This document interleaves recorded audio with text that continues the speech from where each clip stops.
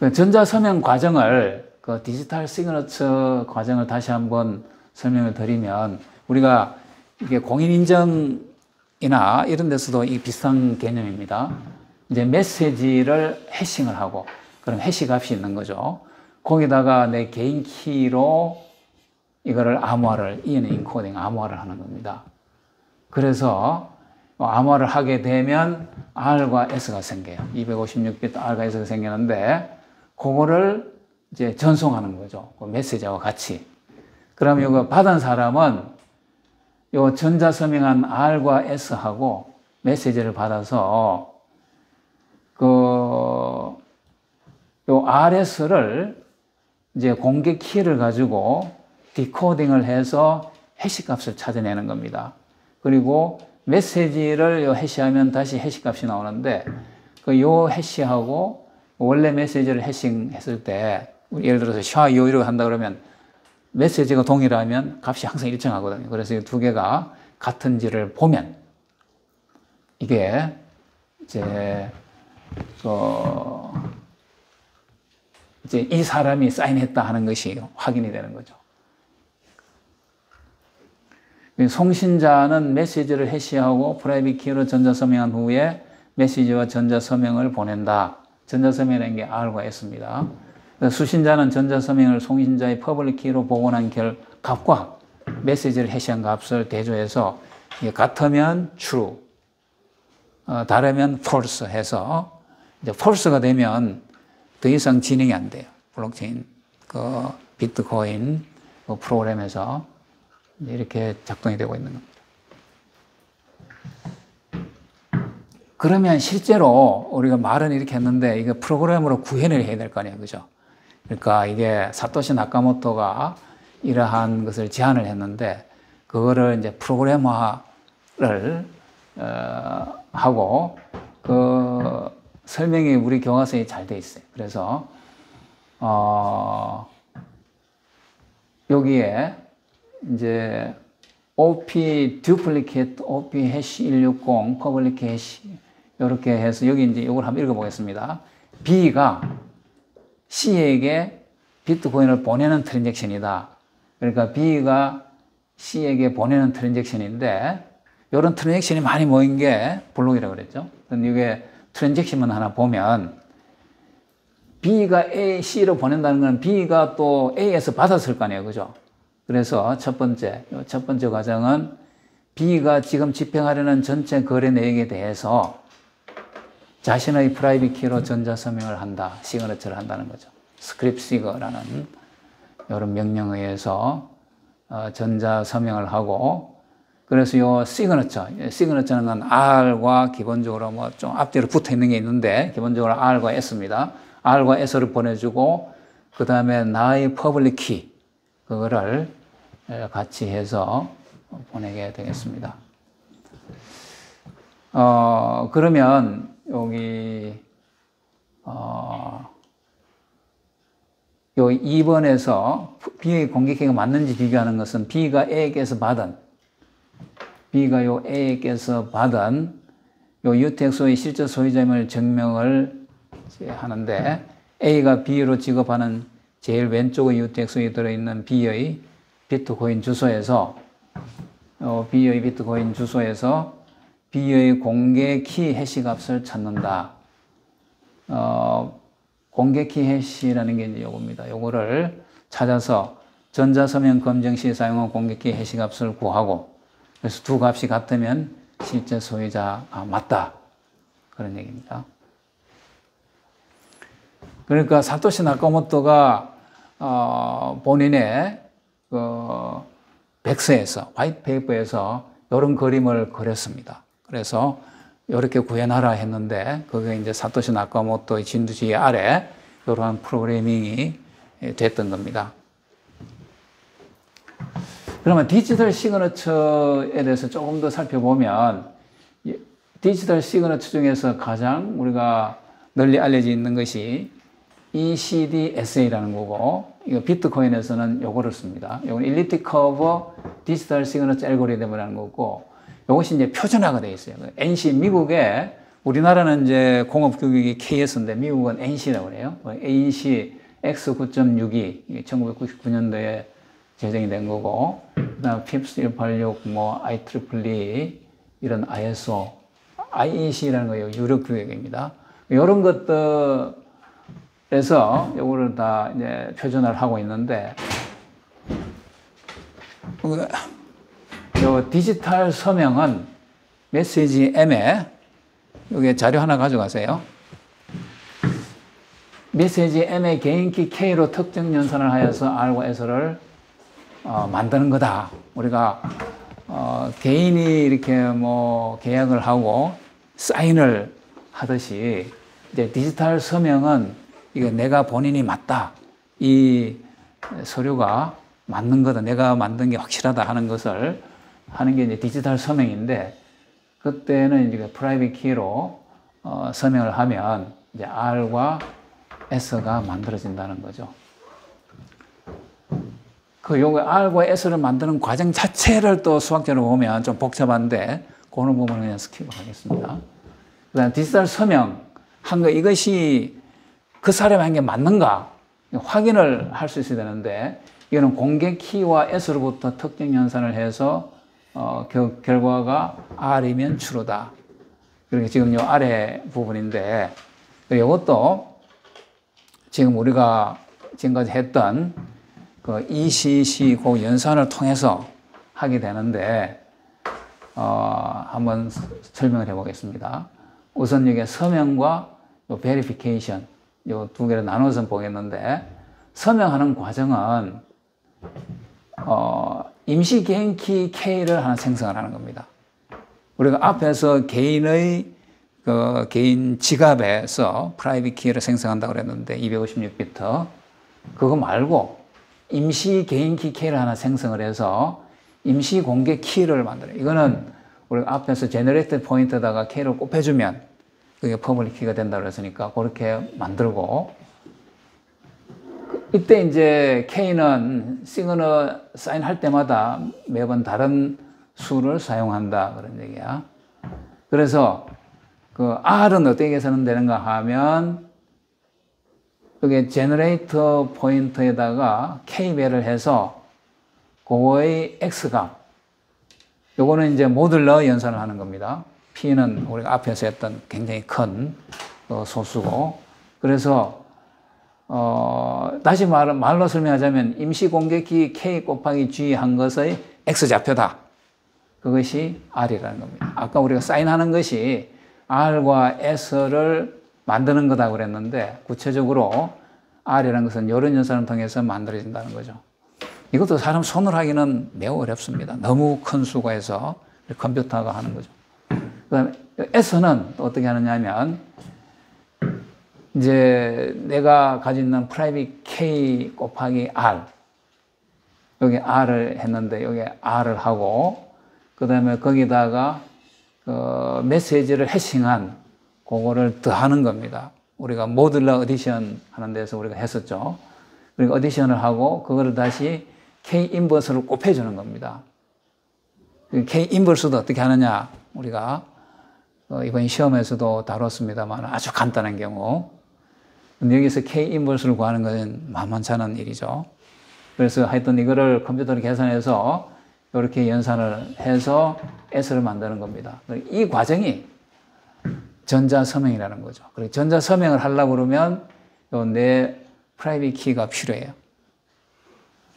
이렇게 해서 R과 S를 만들어서 상대방한테 보내는 거죠. 그러면 이 R과 S로부터 이 사인이 진짜인지 가짜인지 그거를 쉽게 판정을 할 수 있어야 되는데, 판정하는 과정이 이렇습니다. R과 S는 내가 받았잖아요. 그러니까 R 인버스 모드 P를 또 계산해요. 이것도 사람 손으로 하기는 힘들지만 컴퓨터에 맡겨서 그 W라는 값을 만들고 거기다가 이제 이런 연산을 해요.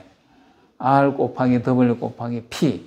P는 내가 받은 겁니다. R과 S도 받고 P도 내가 받았어요. 그러면 이런 연산을 해보는 겁니다. 해서 PT를 만들고, 그러면 이때 이 PT의 X좌표가 R이면, 그러면 이거는 이제 진짜 위조된 아닌 진짜 서명이다 이렇게 되는 거고, 이게 다르면 위조된 거다 이렇게 보는 겁니다. 왜 그런가 하면 여기 이제 설명이 있는데, 여기에서 W를 지금 S 인버스를 이렇게 여기에서 집어넣어 가지고 이렇게 보면, 이거는 결국은 또 P는 KG니까 이렇게 묶어낼 수 있거든요. G를 이렇게. 그래서 결국은 이것이 아까 내가 만든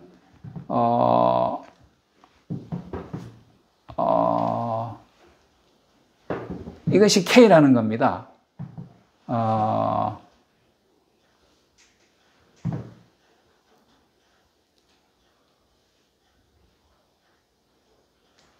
그래서 요게 K면, 요게 K가 되면 요거를 S를 여기 S 인버스가 있는데 S 인버스를 이렇게 묶어내면 이렇게 이제 쓸 수 있다는 거죠. 그래서 이 연산을 통해서 요 X좌표를 구해서 이게 R하고 같으면 이게 true다 그런 얘기예요.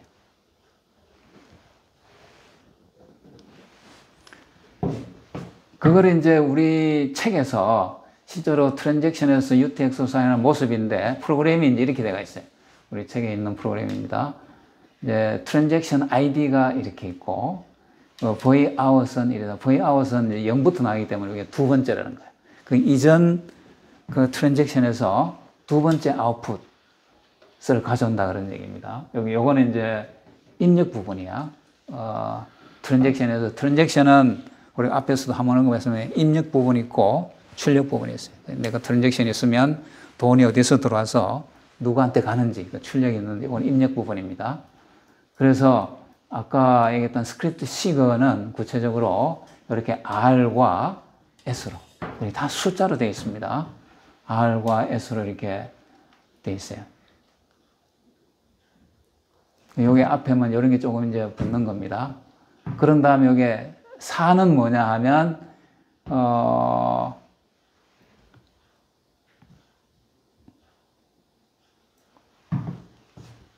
여기 이제 4번이 그 퍼블릭 키가 되는 겁니다.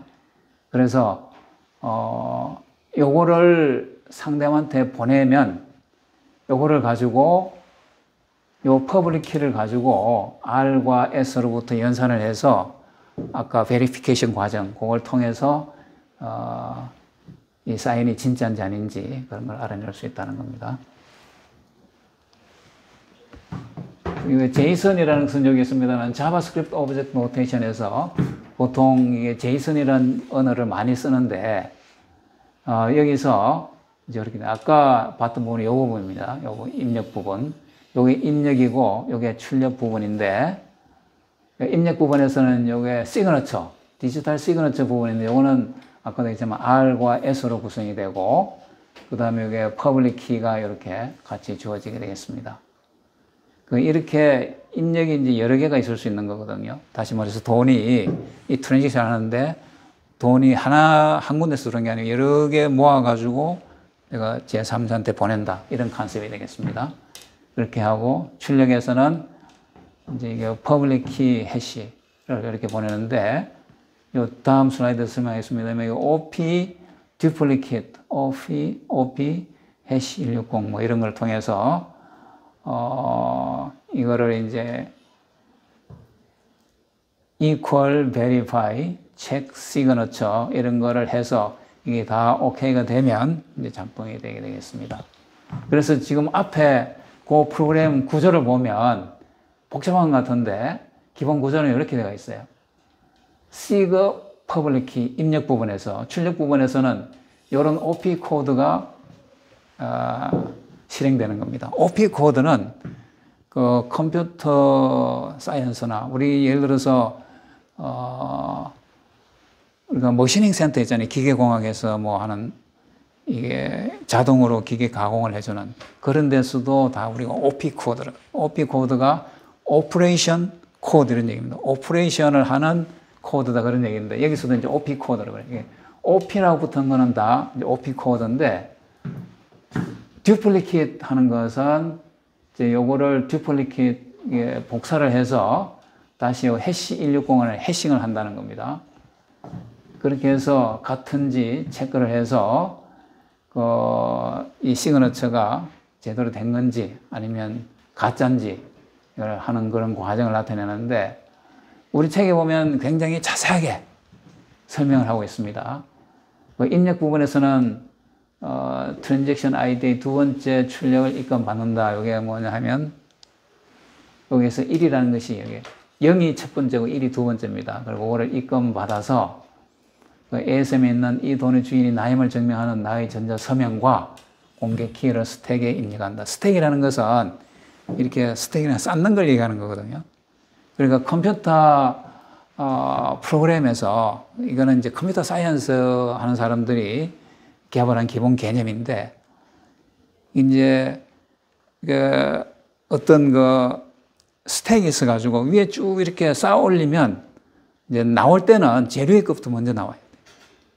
그런 컨셉이 이제 스택이라는 건데 first in, first out 이렇게 첫 번째 넣은 것을 가장 먼저 실행하고 이런 것도 있는데 이거는 이제 그건 아닌 거죠. 가장 나중 것을 먼저 빼낸다 그런 컨셉에 그걸 이제 스택이라고 그래요. 우리 교과서에 보면 스프링을 해서 스택 설명을 잘 하고 있습니다. 한번 읽어보시기 바라겠어요.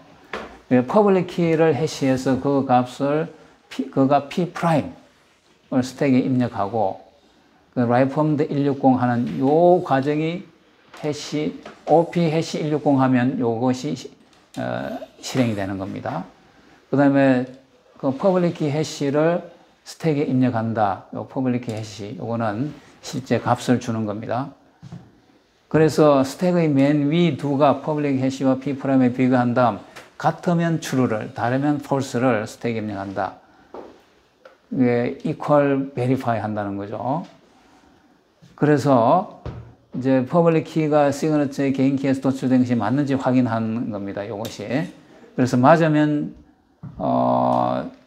true, 틀리면 false를 스택에 다시 입력해서 true이면 잠금 장치가 해제되고 자신의 그 돈이 주인임을 증명되므로 계속 진행되고 false이면 거기서 중단이 되어버리는 겁니다. 더 이상 프로그램이 진행이 안 되는 겁니다. 그래서 애드레스에 있는 비트코인 주소로 0.04 비트코인을 송금하는 과정이 끝나게 되는 겁니다.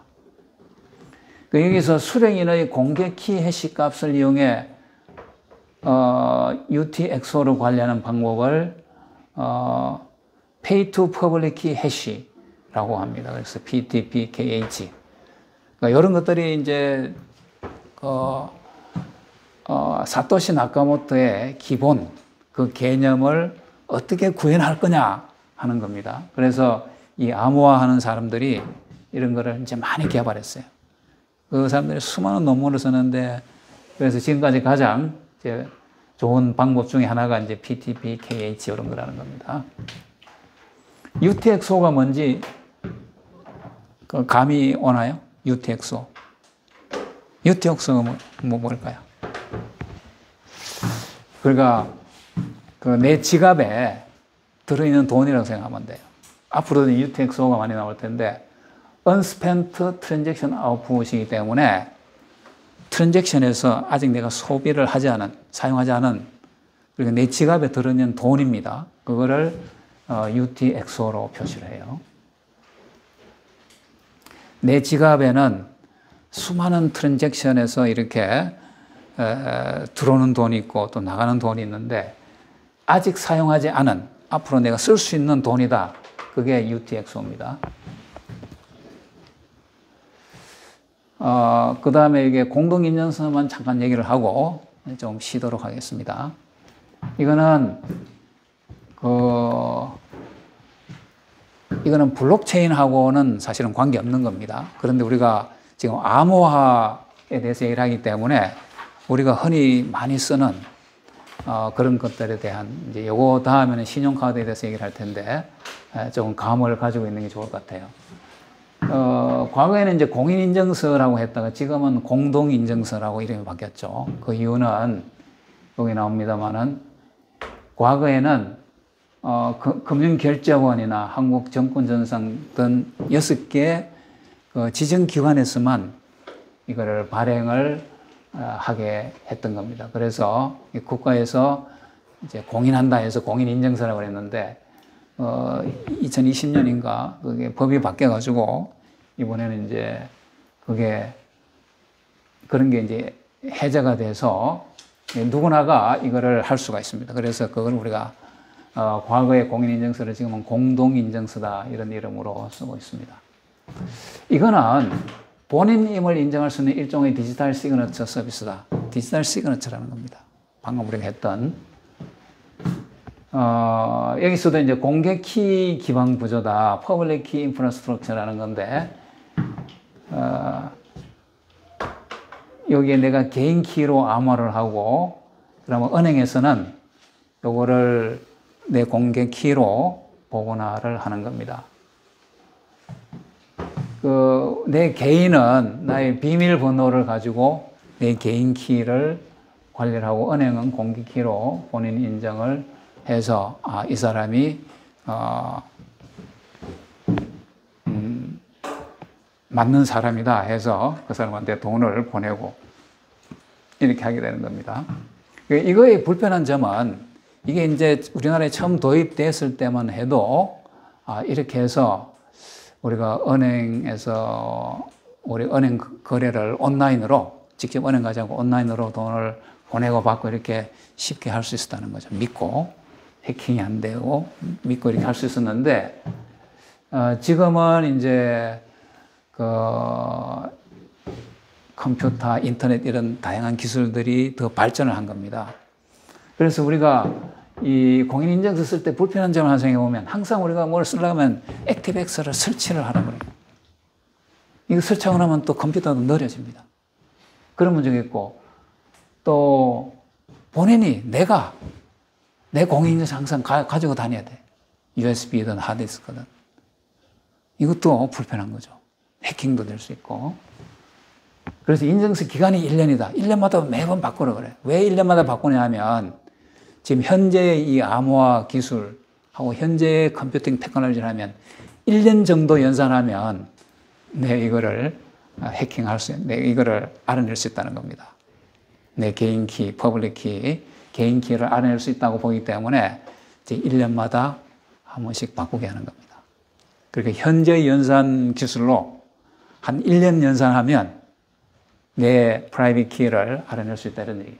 그래서 1년마다 바꾸려고 그러는데 뭐 1년마다 안 바꿔도 사실은 문제가 대부분 경우는 없이 지나갑니다. 왜냐하면 누가 내 거를 이렇게 내 계좌에 돈이 얼마 들었는지도 모르는데 내 공인인증서를 해킹하려고 하는 사람이 없는 거죠. 본인이 잊어버리잖아요. 그렇죠. 그러니까 그게 불편한 겁니다. 내가 보관 관리해야 되니까. 그리고 요즘은 이런 거 디지털 서명 시그너처 할 때 전 세계적인 추세는 이런 거 액티브엑스 이런 거 플러그인 요구하지도 않고 그 다음에 내가 보관하지도 않아요.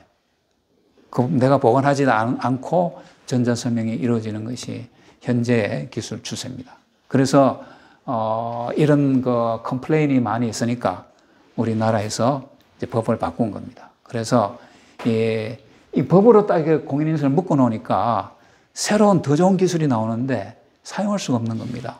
그래서 그걸 풀어버린 겁니다. 전 세계적으로 봤을 때는 공인인증서가 우리나라 처음 시작됐을 때 상당히 이 기여를 한 측면도 많습니다. 다른 나라에서는 은행 거래하려면 은행 항상 가서 했어야 되는데 우리는 인터넷으로 막 할 수 있었던 거죠. 그런데 이제 지금 현재 입장에서는 이런 불편함 때문에 이제 현재 기술을 도입을 하고 그래서 은행들은 은행 자체에 인정을 하는데 그럴 때는 이런 인증서 없이 내가 안 가지고 다녀도 되는 그런 방식으로 좀 하고 있는 추세입니다. 그러면 조금 쉬었다가 하겠습니다.